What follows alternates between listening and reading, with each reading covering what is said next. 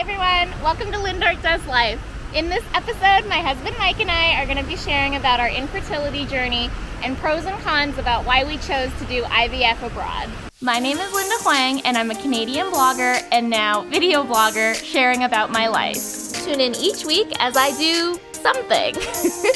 I'll try things you might want to try, visit places you might want to visit, and eat food you might want to eat. I hope you join me as I do life. Mike and I have been struggling with unexplained infertility for over 7 years. We've tried to conceive naturally, we've done 3 rounds of IUI, we even tried adoption before the agency we were with suddenly shut down and left dozens of hopeful parents in a lurch. This December, we decided to try IVF Abroad, or what I like to call a Procreation Vacation. It's definitely not for everyone, but we wanted to share some of the pros and cons to doing IVF abroad that might help you with your infertility journey. I go into greater detail in my blog if you'd like to read more after watching this video. Pro, you get to make a vacation out of a pretty stressful situation. To get a proper break from everyday life, work, and other pressures, and to just fully focus on relaxing and enjoying your day in vacation mode while you're going through IVF felt so good. Even better if the IVF Abroad destination you pick is a hot and tropical one. In Barbados, the fertility center is located literally across the street from the ocean. You walk out of your appointment and it's like you walked into this hot tropical dream. It's so nice. Con, doing IVF abroad is usually more expensive overall than doing it locally since you're adding in vacation costs.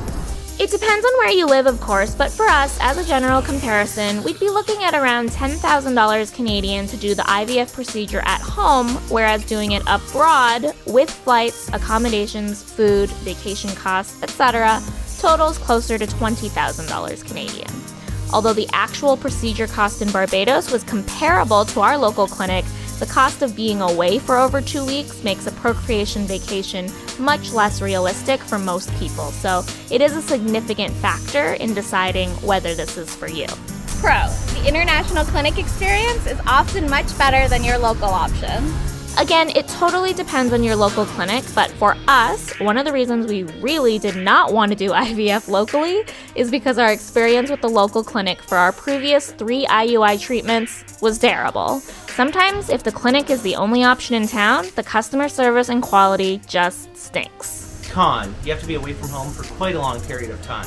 Listen, vacation is great, and after 2 years not having flown anywhere due to the pandemic, our Barbados Procreation Vacation was a much-needed getaway. But we really missed our fur babies, and 17 days is just a really long time to spend in one place, even if it is a beautiful island. This con does tie into the previous con of the cost of IVF abroad. As you do need to be away for at least 2 weeks for treatment, it does end up not only feeling long, but being pricey. Pro, you can choose a location you've never been before. Barbados had never really been on our radar before we looked into it for IVF, but we are so thrilled we got to experience this island during our procreation vacation. As travel and adventure lovers, it was great to be able to cross off this destination in our life journey as part of our IVF treatment. Whether we get pregnant or not, we still made some incredible memories here. Con, getting the drugs that you need before you go can be challenging. We had to get most of our drugs while in Barbados. This was a big source of stress for me leading up to our IVF treatment in Barbados, which I go into greater detail on and offer solutions that I learned through my process on my blog. But basically, I needed to get a Canadian doctor to co-sign on my Barbados fertility drug prescriptions, and even our local fertility clinic wouldn't prescribe some of these drugs to me. It was ridiculous. No one in Canada wanted to be responsible in case something went wrong with the drugs, even though the Barbados Fertility Center is literally one of the best in the world, and I am not the first Canadian to ever take these drugs. I was so frustrated and mad and spent months trying to get these drugs. In the end, there were some that I still couldn't get, so I had to start these later once we arrived on the island. This may not be the case depending on where you live or if your doctor doesn't absolutely suck, but it was definitely a big stress for me in this IVF abroad process. Pro, procreation vacation clinics generally boast higher success rates. There's different reasons why international fertility clinics see higher rates of pregnancy, though I think no one wants to or can definitively say why. Anecdotally, I think there's likely three main explanations for this success. 1. Canadian and North American healthcare systems are generally more conservative about the drugs they use, are able to use, or that are approved for use. 2. Some fertility clinics around the world have more advanced treatment, processes, and technology that they may use, that again may not be approved depending on where you live.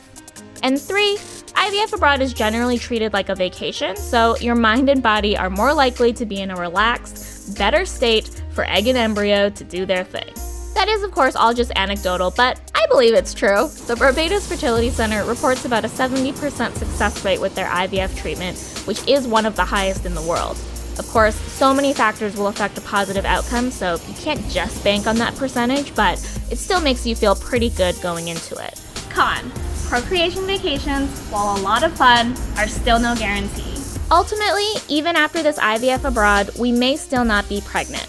This video was made and released while we were in Barbados, so we don't actually know if our IVF worked yet. You don't find out if you're pregnant until approximately 2 weeks after the embryo transfer, so while we absolutely loved doing this and having this part of our infertility journey in Barbados, it just might not work. And while that would be devastating, ultimately that is part of the process. IVF is no guarantee no matter where you do it. So, would we recommend IVF abroad in Barbados? Keeping in mind, again, that we still don't know if our IVF treatment was successful or not, the answer is still yes. We would recommend to others to try doing IVF abroad, if not in Barbados, somewhere else that you'd really like to go, because the pros, we think, outweigh the cons, and if you are able to afford it, we think it's totally worth it. If you're struggling with infertility and are trying to make some decisions, we hope this helps you. We also hope talking openly about our infertility helps others not feel alone or ashamed either. Thanks so much for watching this episode of Lindork Does Life. If you'd like to read more about our infertility journey, we have blogged it throughout the years, and you can also find blogs and vlogs about things to do in Barbados. Whatever you decide or however you choose to proceed with your infertility journey, good luck!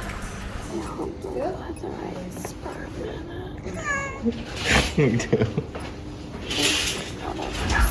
Huh?